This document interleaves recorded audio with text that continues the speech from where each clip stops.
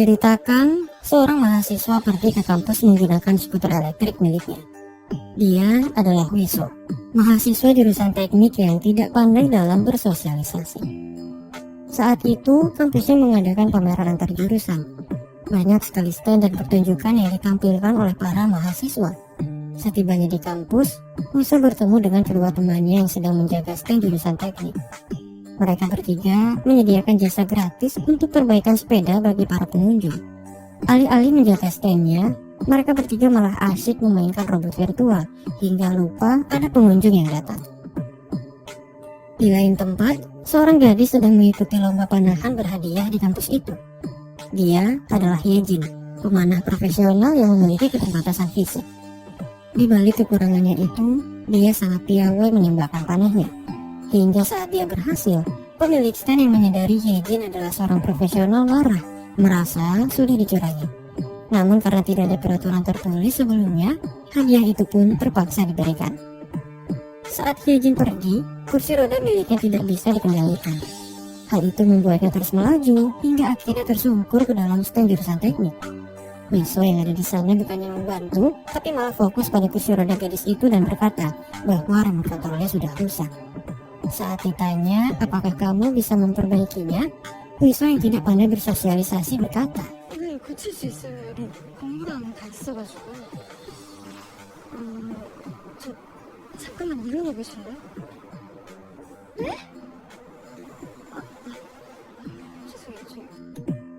Singkat cerita, Wiso telah memperbaiki controller di kursi roda itu. Yejin terlihat sangat gembira dan memuji bakat yang dimiliki Wiso. Karena Yejin tidak mau berhutang budi, dia mengajak Wiso makan bersama dan mentraktirnya sebagai tanda terima kasih. Wiso merekomendasikan tempat makan yang menurutnya enak. Namun sayangnya, perjalanan ke restoran itu tidaklah mudah. Sebuah tangga yang menjulang tinggi seolah menghalangi Yejin untuk pergi.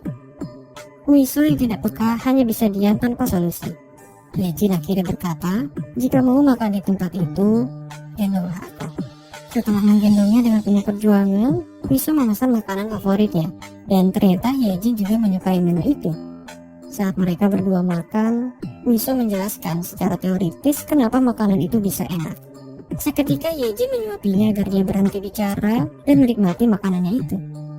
Setelah mereka berdua selesai makan, masalah baru muncul, di mana kursi roda elektrik milik Yejin hilang. Akhirnya Yejin dijemput seseorang yang ternyata itu adalah adiknya sendiri. Karena merasa bertanggung jawab, Wiso memberikan kartu mahasiswanya sebagai jaminan bahwa dia akan mengganti kursi roda yang hilang itu. Di saat itulah, Yejin mulai menyadari bahwa Wiso adalah sosok yang spesial bagi dirinya. Sementara itu, Wiso kembali ke stand jurusan teknik. Dia membuka situs online untuk mencari kursi roda itu. Sayangnya Wiso tidak sanggup menggantikannya karena ternyata harganya sangat mahal. Mendengar hal itu, temannya berkata, jika tidak sanggup membelinya, maka buatlah sendiri. Sebagai mahasiswa jurusan teknik, Wiso tahu betul bagaimana cara membuatnya. Seketika dia bergegas pulang, lalu merancang kursi roda itu di bengkel sepeda milik keluarganya. Sementara itu, ayah Yejin marah kepadanya karena dia telah bertindak gegabah dan ceroboh. Nampaknya hubungan dia dan ayahnya itu kurang baik. Yejin menegaskan bahwa dia bisa mengatasi masalahnya sendiri. Beberapa hari kemudian, setelah kursi roda itu dibuat, Wiso pergi ke gimnasium tempat di mana Yejin berlatih panahannya. Setibanya di sana, dia bertemu Yejin dan dua teman latihannya yang juga memiliki keterbatasan fisik. Wiso memberikan kursi roda itu dan menjelaskan kepada Yejin bahwa dia membuatnya sendiri karena tidak sanggup membeli kursi roda yang baru. Yejin terlihat sangat antusias dengan kursi roda buatannya itu. Setelah mencobanya, dia sangat gembira. Dan setelah itu, dia mengajak Wiso dan dua teman lainnya pergi ke suatu tempat. Mereka pergi ke sebuah gudang lalu minum bersama sembari bercanda ria.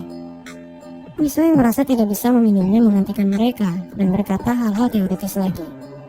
Yejin menegaskan bahwa dia harus ikut minum jika ingin berteman dengannya. Wiso akhirnya ikut minum bersama mereka hingga akhirnya mabuk dan tidak menyadarkan diri.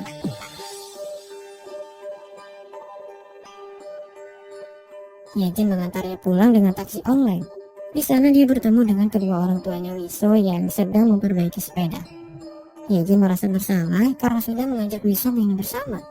Namun sang ibu menjelaskan bahwa dia sangat senang karena berkat Yejin, anaknya itu bisa bersosialisasi selayaknya pria pada umumnya. Belum sempat mengobrol lama, Yejin harus pergi karena pelatihnya sudah menunggu.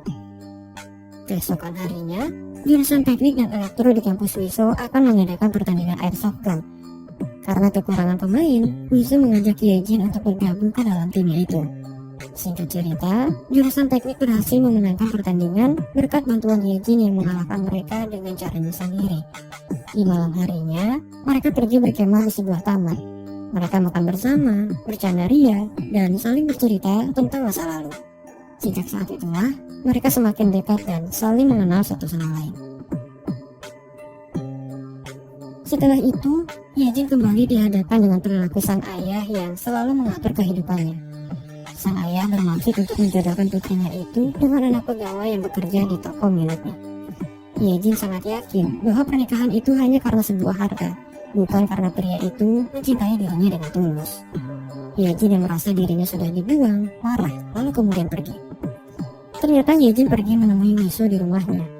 Setelah mencoba teknologi VR, dia merasa terhibur dan suasana hatinya kembali ceria. Tidak lama dari itu, dia berkata bahwa dirinya akan sibuk karena dia akan mengikuti seleksi untuk tim nasional panahan. Wiso berjanji kepadanya, dia akan pergi melihat pertandingan itu. Keesokan harinya, Yejin bertemu dengan ibunya yang sudah lama pisah karena bercerai. Setelah bercerita tentang ayahnya, sang ibu memberinya nasihat untuk membuktikan tekadnya itu kepada ayahnya jika memang ingin hidup mandiri. Yejin tersadar bahwa selama ini dia belum bisa membuktikan apapun. Oleh karena itulah, sang ayah belum percaya dan belum bisa melepaskan dirinya untuk hidup sendiri. Singkat cerita, hari seleksi pun dimulai. Salah satu temannya Yejin tiba-tiba mengalami kram otot dan terpaksa pelatih harus membawanya ke UKS. Karena waktu semakin habis, temannya Yejin meminta Wiso yang ada di sana untuk menggantikan pelatih guna mengantar mereka ke tempat seleksi. Wiso tiba-tiba menolak dan beralasan bahwa dia harus pergi menemui dosennya. Yejin paham dan membiarkannya pergi, karena dia tahu Wiso tidak bisa menyetir akibat trauma yang dialaminya di masa lalu. Setelah kejadian itu, Wiso menjadi termotivasi untuk berlatih mengendarai mobil dan menghilangkan rasa takutnya. Teman satu jurusannya membantu dia sebisa mungkin, hingga akhirnya dia berhasil mendapatkan lisensi mengemudinya. Beberapa hari kemudian, Yejin sudah memenangkan seleksi di babak pertamanya. Tidak lama dari itu, Wiso datang dan mengejutkan Yejin karena dia sudah bisa mengendarai mobil seorang diri. Bagi orang lain, bisa mengendarai mobil itu adalah perkara yang mudah. Tapi bagi Yejin, itu merupakan perkembangan besar yang sudah dilalui Wiso sejauh ini. Saat mereka pulang berdua, sebuah mobil mengagetkan Wiso dan membuatnya kehilangan kendali. Saat itu terungkap bahwa Wiso mengalami trauma ketika dia diganggu dan dikurung oleh teman masa kecilnya di dalam loker. Itulah sebabnya kenapa dia menjadi takut saat berada di ruang sempit. Itu juga yang menjadi alasan kenapa dia sulit bersosialisasi selama ini. Mereka berdua selamat dari kecelakaan. Namun, Wiso harus dibawa ke rumah sakit karena serangan panik yang dia alami. Yejin menangis karena dia merasa bersalah. Ibu Wiso menjelaskan bahwa putranya itu baik-baik saja. Dia juga mengucapkan terima kasih kepada Yejin karena sudah mengubah kehidupan putranya. Tidak lama dari itu, ayah Yejin datang ke rumah sakit dan meminta putrinya untuk menjauhi Wiso. Sang ayah menegaskan bahwa Yejin membutuhkan seorang pria yang sehat secara fisik dan mental, tidak seperti Wiso. Di saat yang sama, Wiso tidak sengaja mendengarkan percakapan mereka dari kejauhan. Menyadari ketidaksempurnaannya itu, Wiso meminta Yejin untuk tidak saling bertemu lagi. Wiso menjelaskan bahwa itu adalah jalan yang terbaik untuk mereka berdua. Yejin patah hati, begitu juga dengan Wiso yang sebenarnya tidak ingin berpisah darinya. Singkat cerita, tiba saatnya bagi Yejin untuk menyelesaikan seleksi di babak terakhir. Seleksi itu terasa semakin berat karena beban pikiran yang dialami. Di saat yang sama, Wiso menyadari bahwa Yejin membutuhkan dukungan darinya saat ini. Dia kembali memberanikan diri dan pergi ke tempat seleksi itu bersama teman-temannya yang sudah menunggu.